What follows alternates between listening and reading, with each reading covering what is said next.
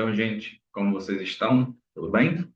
Para quem não me conhece, meu nome é Welton, sou enfermeiro, socorrista, e hoje nós estaremos dando início à nossa parte de saúde do idoso, né? Com essa aula totalmente importante para vocês, falando um pouco sobre as principais doenças do envelhecimento, tá?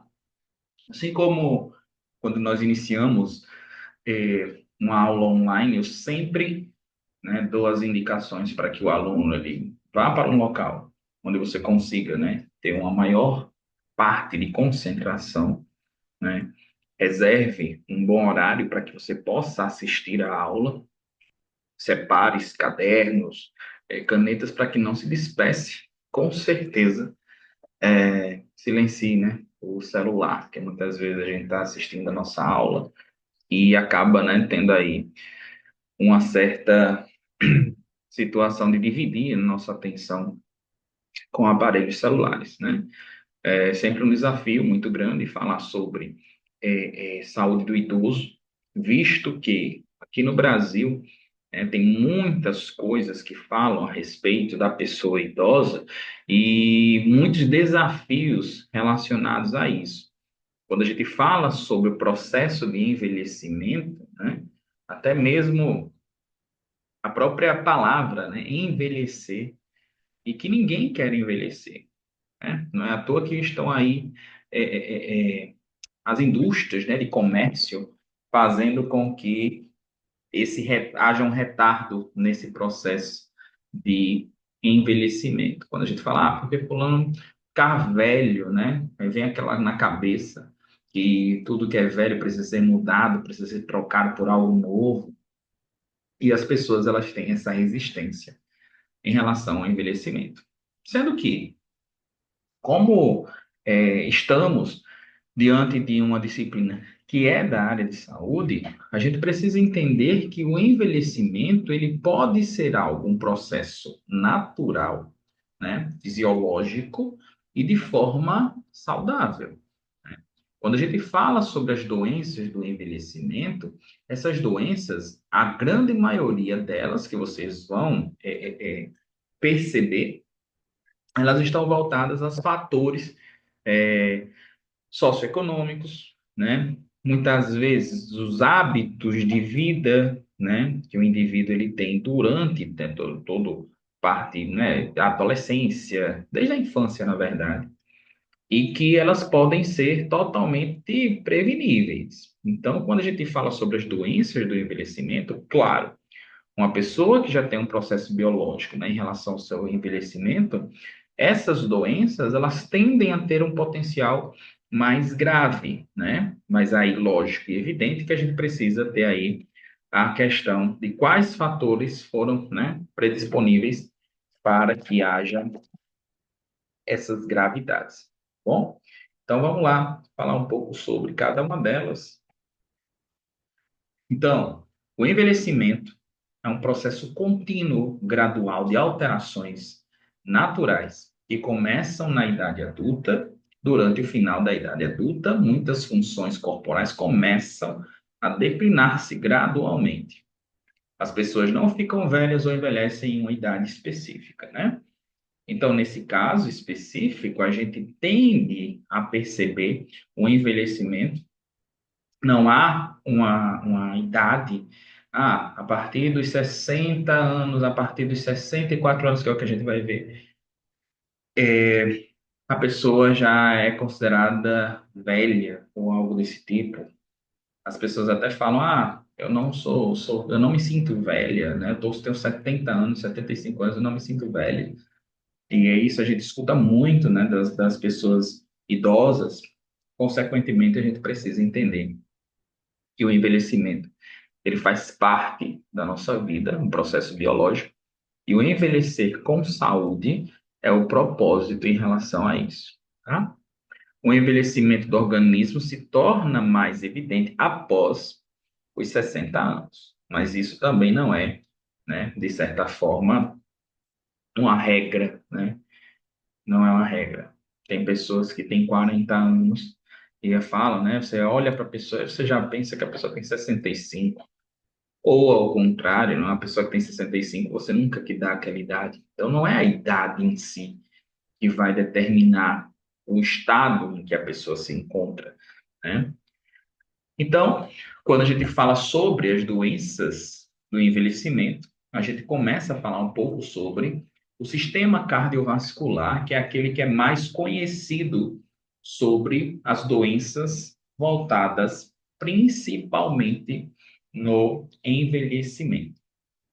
Falar sobre infarto, angina, consequentemente, né, a parte da cardiorrespiratória, né? Porque a maioria delas se desenvolve. Então, a gente precisa entender que os fatores que faz com que haja o desenvolvimento de uma determinada patologia, grande parte são fatores de vida diária, né? Fatores de risco por conta de hábitos de vida. E esse slide aqui, ó, ele nos indica, né, nos traz uma boa ilustração do que a gente está falando.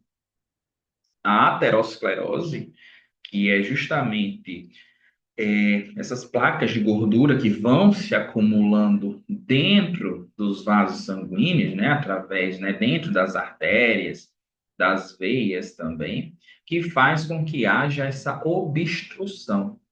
Além disso, essa gordura proveniente de hábitos de vida também podem se acumular na parte externa de um órgão, né, que a gente tem a esteatose.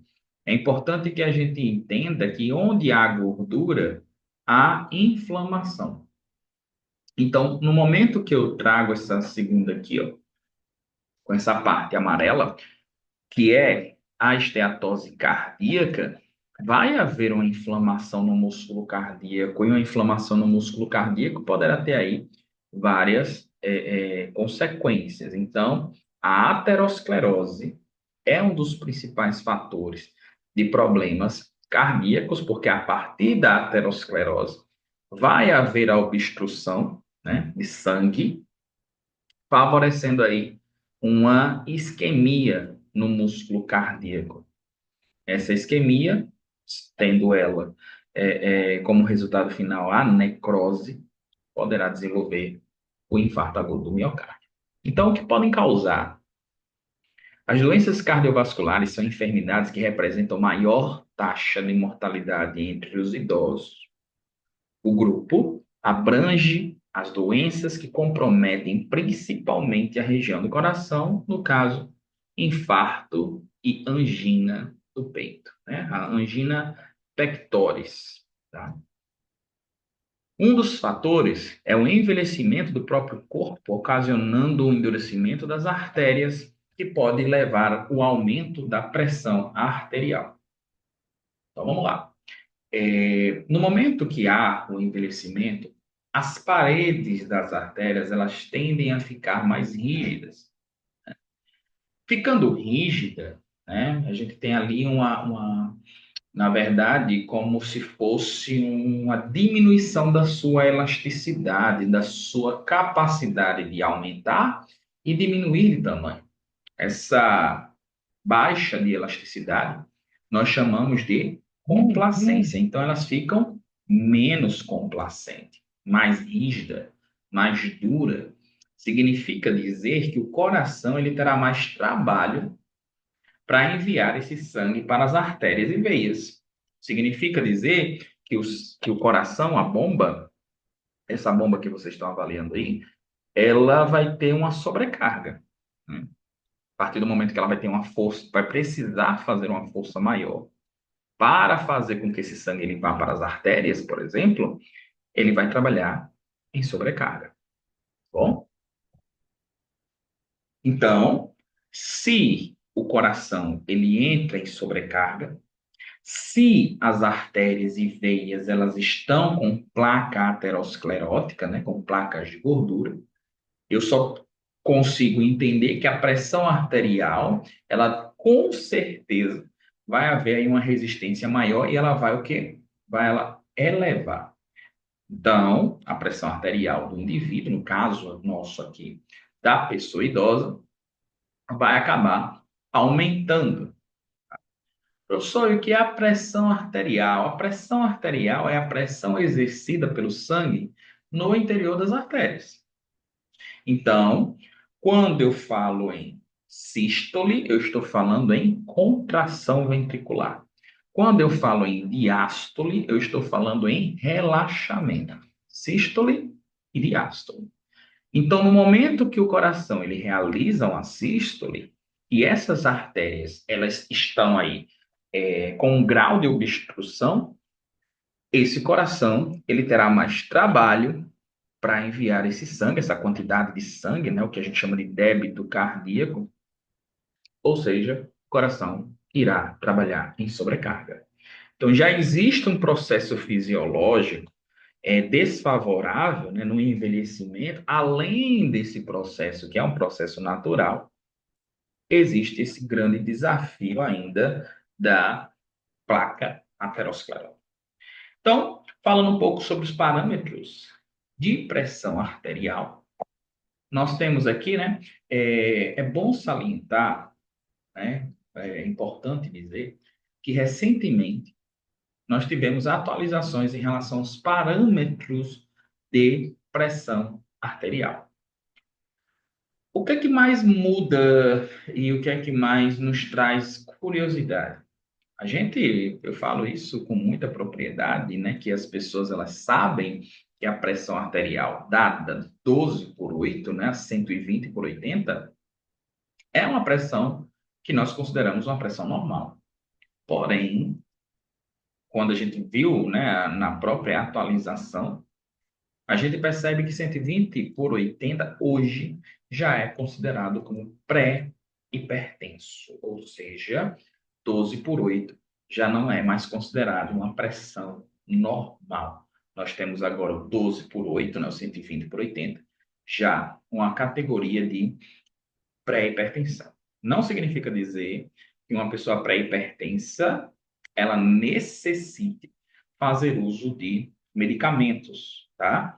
Digamos que vai ser ali uma situação em que ela vai ligar aquele sinal amarelo de atenção, tá?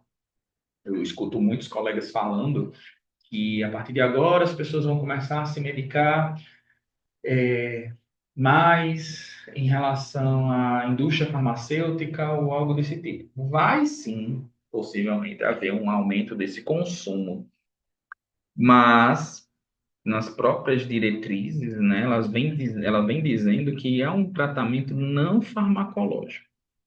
Porém, aqui no Brasil a gente sabe que não funciona muito dessa forma, né? As pessoas elas já têm uma certa dependência em relação a uso de medicamentos, tá? Então, os fatores de risco, né, que a gente fala, os fatores de risco que são modificáveis, é justamente a maior parte do que faz com que haja uma hipertensão, né? A gente sempre fala, meu pai é hipertenso, minha mãe é hipertensa, então serei hipertenso. É mínima a população que tem hipertensão por conta desses fatores. A maioria das pessoas, elas têm hipertensão por fatores ditos modificáveis.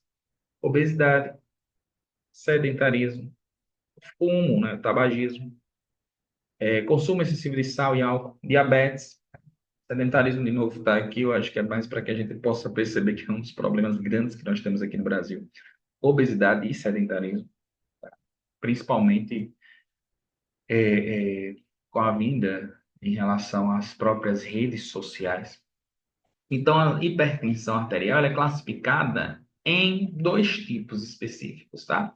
A hipertensão arterial primária, ela é descrita assim por não podermos identificar o motivo pela qual a pressão arterial se eleva, ou seja, tem causa desconhecida. Representa cerca de 90% dos portadores de hipertensão arterial. Já a secundária é descrita assim por apresentar causas específicas relacionadas ao aumento da pressão, tais como estreitamento das artérias, disfunção suprarrenal, doenças endócrinas, coartação da aorta, gestação, entre outras. Então, o que é mais fácil tratar a partir do momento que um idoso ele apresenta hipertensão arterial? Hipertensão arterial secundária, visto que a causa da hipertensão ela é conhecida. Então, a partir do momento que a gente resolve a causa da hipertensão, essa pressão arterial ela tende a baixar. Já a desconhecida, a gente precisa, nesse caso, ter ali, de fato, medicamentos antihipertensivos que ajam diretamente para a diminuição dessa pressão arterial. Temos aqui as manifestações clínicas. Essas manifestações clínicas, nós iremos perceber que elas estão muito voltadas a problemas cardiovasculares, né? Cardíacos, por exemplo, quando a gente tem sinais de hipertensão. Dor ou desconforto no peito, tá? É importante a gente diferenciar a dor e o desconforto.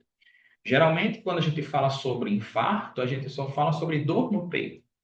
Sendo que é muito raro uma pessoa ela estar é, é, falando aqui normalmente e do nada tem uma dor. Um infarto fulminante pode acontecer isso, mas antes da dor vai existir um desconforto, né? Uma angústia, algo desse tipo que é um desconforto. E o paciente muitas vezes ele pode relatar, tá? Mesmo que seja uma pessoa idosa, ele acaba relatando um aperto no peito, é um desconforto. Não chega a ser uma dor. Após o desconforto, muitas vezes vai vir realmente a dor por conta da isquemia, né? Cefaleia, edema em membros superiores e inferiores, tá? Muito é, é, presente no caso de congestões, né? Insuficiência cardíaca congestiva ou algo desse tipo. Irritabilidade, cansaço ao esforço, tá? E vertigem. Em geral, para a população idosa, o fato do cansaço ao esforço ele é muito atrelado à pessoa idosa. Mas ela é muito diferente, principalmente quando a gente percebe uma pessoa idosa que seja um pouco mais ativa, ou seja, ela consegue caminhar, consegue fazer algumas atividades dentro de casa, e ela começa a relatar um cansaço que antes não existia e que agora está começando a existir. Então, isso deve ser observado em relação às manifestações clínicas, tá? O diagnóstico, ele pode ser visto de forma clínica, verificação da pressão arterial, laboratoriais, que é o hemograma, e o próprio ECG. Porém, quando a gente fala sobre hipertensão, a gente já começa a fazer aí a verificação da pressão arterial, né? Através de um mapa, né? Por exemplo, para que a gente possa, nesse caso, para que o médico ele venha a diagnosticar a hipertensão. Quais são as complicações da hipertensão? Em relação à bomba cardíaca e aos vasos sanguíneos, é o infarto agudo do miocárdio, tá? Tão conhecido. A nível cerebral, o AVE, ruptura de aneurisma. Tá aqui, ó, bem interessante essa figura. Ela mostra o aneurisma cerebral, certo? O aneurisma, ele é essa parte aqui deformada da artéria. Isso aqui é um aneurisma, certo? Que a gente até chama de aneurisma sacular. Existe aneurisma fusiforme, por exemplo. Esse aqui é um aneurisma que nós chamamos de aneurisma sacular, muito característico em artérias cerebrais. A partir do momento que existe este aneurisma, esta deformação, ela pode se romper. No momento que se rompe, acontece um acidente. Acidente aonde? No vaso. Então, é um acidente vascular. Qual é o local do corpo? A nível cerebral. Então, fica um acidente vascular encefálico, tá? O famoso AVE, conhecido como AVC também. Nos rins. Nos rins, a gente vai ter aí uma insuficiência renal. Já na parte do olho, retinopatias, rompimento dos vasos. Você pode até estar assistindo essa aula se perguntando, meu avô, minha avó, pai, mãe, tem diabetes e tem pressão alta, né? Então, pode ser que ela tenha problemas em relação à cegueira ou algo desse tipo, com certeza. Eu sempre costumo falar para os meus alunos que hipertensão e diabetes é quase que uma casadinha, né? A gente sempre vai ter ali um paciente ou outro que tenham essas duas patologias associadas, também por conta de fatores que são fatores que nós já vimos aí modificáveis.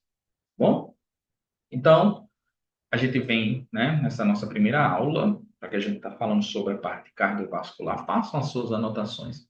Vão anotando bastante informação, né, que a gente falou aí um pouco sobre a pressão arterial, sobre a atualização da pressão arterial, né, da hipertensão, que é que a gente tem hoje como pré-hipertenso, o tão famoso 120 por 80. E quando a gente fala sobre a pessoa idosa, né, inclusive, vale salientar que já tem estudos que falam que pressão 130 por 90 para um paciente idoso é considerado bom.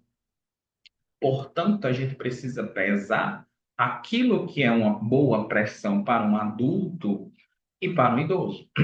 Então, alguns estudos, eles também já têm aí algumas comprovações de benefícios para a pessoa idosa, uma pressão arterial um pouco mais elevada, no caso aí de 130 por 90, tá bem? Pois bem, continuem os estudos de vocês e na nossa próxima aula a gente já entra aqui na parte da angina pectoris, né? A tão famosa angina de peito, que ela é basicamente a porta de entrada para entendermos o infarto agudo do miocárdio, tá bom?